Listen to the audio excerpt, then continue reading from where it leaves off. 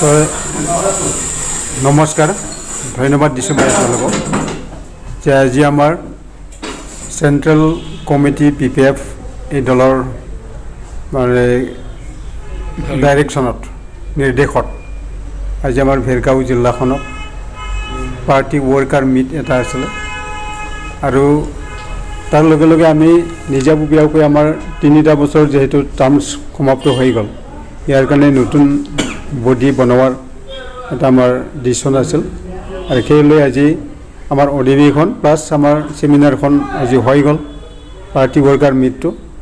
আৰু আমি যিখিনি মানুহৰ সমাগম আমাৰ 5টা ব্লক আছে ব্লক কমিটি আছে ভেৰগাঁও জিলাখনত টোটেলি আমাৰ 57টা প্ৰাইমাৰী কমিটি আছে আজি তেওঁলোকে প্ৰায় মানে প্ৰতিটো প্ৰাইমাৰী পৰা 30জনৰ পৰা 35জন আহি ফেলে ইয়াত মানে তেওঁলোকে অংশগ্ৰহণ কৰিলে তাৰ কাৰণে আমাৰ দলীয় কৰ্মকৰ্তাসকলক ধন্যবাদ জ্ঞাপন কৰিলোঁ আৰু আমি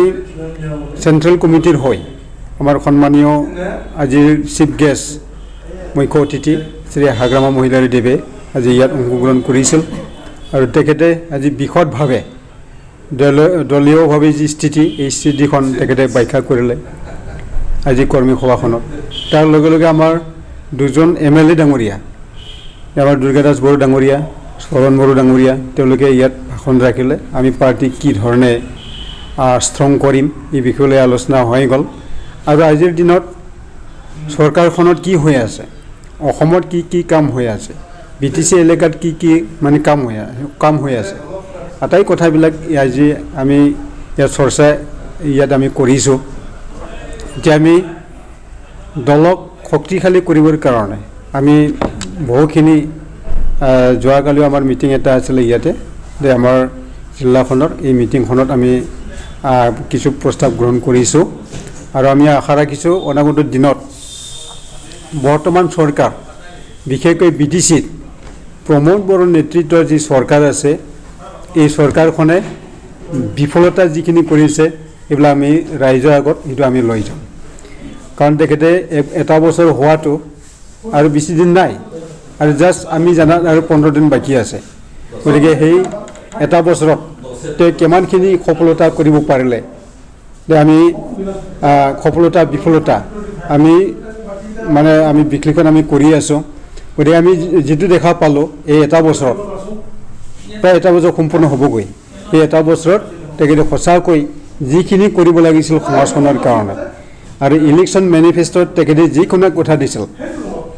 একদম ইয়াৰ বিপৰীত ছবি আমি দেখা পাইছোঁ এতিয়া চাব আপোনালোকে যে তেখেতে এটা কথা কৈছিলে ইলেকশ্যনৰ সময়ত চেল্ফ হেল্প গ্ৰুপবিলাকক 75,000 কৈ দিয়া হ'ব প্ৰায় BTC ক্ষেত্ৰখনত 35,000 পৰা 40,000 চেল্ফ হেল্প গ্ৰুপ আছে আজিলৈতো এটা পইচাও নয়া পইচাও চেল্ফ হেল্প গ্ৰুপবিলাকক দিয়া হোৱা নাই ইলেকশ্যনৰ আগমুহূৰ্ততে তেখেতে কৈছিলে ওৱান ভোট ওৱান জব বুলি কৈছিলে মানে এটা ভোট দিব আপোনালোকে 1 জব পাই যাব বুলি কৈছিলে এতিয়া আপোনালোকে চাব কেইজনে সেই এটা ইয়াৰৰ কেইজনে BTC বাকীৰ ৰাইজে চাকৰি পালে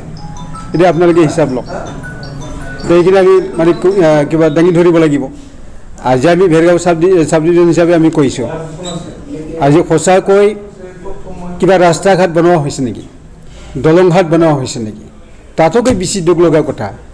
তেওঁলোকে শিক্ষাৰ পৰিৱৰ্তন আনিম বুলি কৈছিলে কিবা আনা হ'ল আজি BTC আমি থকা সময়ত BPF চলোৱা সময়ত যিখিনি ইনফ্ৰাষ্ট্ৰাকচাৰ হৈছিল স্কুল কলেজৰ কাৰণে এইখিনিও হৈ আছে তেওঁলোকে আজি কিয় দিয়া নাই তেওঁলোকে মানে পৰিৱৰ্তন আনিম বুলি কৈছিলে গতিকে পৰিৱৰ্তন যদি আনিব খোজে তেতিয়াহ'লে আমি সঁচাকৈ শিক্ষাৰ দিশত বিশেষকৈ গুৰুত্ব দিব লাগিব ইয়াত ভাল মানুহ সৃষ্টি হ'ব লাগিব তো এতিয়া ইয়াৰ বিপৰীতে আমি দেখা পাইছোঁ আজি টিচাৰ এপইণ্টমেণ্টৰ ক্ষেত্ৰতো খেলিমেলি টিচাৰ এপইণ্টমেণ্টৰ ক্ষেত্ৰত আপোনালোকে মানে জানিছে বুজি পাইছে যে আমাৰ টেট শিক্ষক ইয়াক চাকৰি হিচাপে নিযুক্তি দিয়া হৈছিলে কিন্তু ইয়াৰে 52জনৰ ভিতৰত 37জনৰে 2 নম্বৰ মানে চাৰ্টিফিকেট এতিয়া তেওঁলোকে কোনোবা মানে জেলতো আছে গতিকে সেইটো আমাৰ BTC বাকীৰ কাৰণে কিমানখিনি লজ্জাজনক কথা গতিকে আজি প্ৰমোদ বড়োৱে ইলেকশ্যনৰ আগমুহূৰ্তত যিখিনি কথা দিছিলে যে ইয়াত মানে দুৰ্নীতিমুক্ত হ'ব বুলি তেখেতে কথা কৈছিলে কিন্তু আজি আমি শুনা পাইছোঁ হয় নহয় সেইটো মানে চব এতিয়া মানে ৰাইজৰ মুখত এতিয়া আমি অভিযোগ পাইছোঁ ৰাইজে অভিযোগ কৰিছে ঠিকাদাৰসকলে অভিযোগ কৰিছে যে তেওঁলোকে এতিয়া পাৰ্চেণ্ট বিচাৰে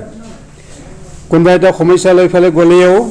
এটা স্কিম চেংচন কৰিব গ'লেও এতিয়া পইচা লাগে পাৰ্চেণ্ট মানে কি কয় এইটো 20% 30% 25% এনেকুৱা কমিশ্যন মানে লাগে তো সেনেকুৱা অভিযোগ আমি পাইছোঁ গতিকে এইবিলাক এনেকুৱা চৰকাৰখনৰ প্ৰতি সঁচাকৈ এনেকুৱা যদি চলাই থাকে BTC এলেকাত তেতিয়া আমাৰ এই যে 35 লক্ষ মানুহ আছোঁ আমি কেনেকৈ উন্নতি হ'ম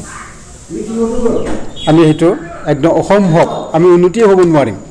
গতিকে আমি এতিয়া প্ৰতি মানে 35 লক্ষ মানুহৰ কাৰণে ভাল কথা চিন্তা আমি কৰিব লাগিব ইয়াৰে প্ৰায় এতিয়া 3 লাখ 4 লাখ 5 লাখ এতিয়া নিবনুৱা হৈ গৈছে তেওঁলোকৰ কাৰণে আমি চিন্তা কৰিব লাগিব আজি ভাল শিক্ষা অনুষ্ঠান গঢ় দিবৰ কাৰণে তেখেতে প্ৰয়াস কৰিব লাগিছিল কিন্তু এতিয়া আমি দেখা পাইছোঁ তেওঁ সেইবিলাক কথা কোনো দিনে এতিয়া চিন্তা কৰা নাই ভাল এটা শিক্ষা অনুষ্ঠান গঢ় দিবৰ কাৰণে তেখেতে কোনো এটা ষ্টেপ লোৱা নাই গতিকে আমি হাগ্ৰামা মহিলাদেৱৰ নেতৃত্বত যি চৰকাৰখন আছিলে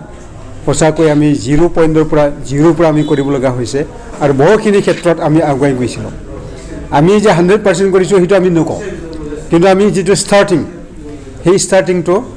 সব ছাইডত আমাৰ বেয়া নাছিলে কাৰণ শিক্ষাৰ খণ্ডত আজি বড়োলেণ্ড ইউনিভাৰ্চিটি আমি পাবৰ কাৰণে সক্ষম হৈছিলোঁ CIT এতিয়া ডিম ইউনিভাৰ্চিটিৰ হৈ গ'ল আমি এতিয়া M.Tech পঢ়িব পাই আমাৰ ছাত্ৰ ছাত্ৰীসকলে এটা আমাৰ কাৰণে এটা ভাল আছিলে ইঞ্জিনিয়াৰিং কলেজ মানে পাতিলোঁ ইয়াত শিক্ষা গ্ৰহণ কৰি আছে মেডিকেল কলেজ এতিয়া বনাই আছে আমাৰ ভেৰগাঁও সাব ডিভিজনত আপোনালোকে এই বছৰৰ পৰা ক্লাছ হোৱা বুলি নিশ্চয় শুনিছে আমাৰ যিটো পলিটেকনিক কলেজ এখন এতিয়া মানে সম্পূৰ্ণ হৈ পেলাই এতিয়া ক্লাছ আৰম্ভ হৈছে এইটো বছৰৰ পৰা গতিকে আমাৰ কাৰণে কিমান ভাল কথা তেওঁলোকৰ দিনতো আনক যদি পাৰে আনক আমি আনাটো আমি বিৰোধী কৰা নাই কিন্তু তেওঁলোকে ইলেকশ্যনৰ আগমুহূৰ্তত যিবিলাক কথা দিছিল সেই কথামতে কাম কৰক এতিয়া সেই কথাক বাদ দি পেলাই তেওঁলোকে এতিয়া বিপৰীত কামটোহে তেওঁলোকে এতিয়া কৰি আছে এইটো আমি গম পাইছোঁ বা ৰাইজৰ পৰা আমি অভিযোগ পাইছোঁ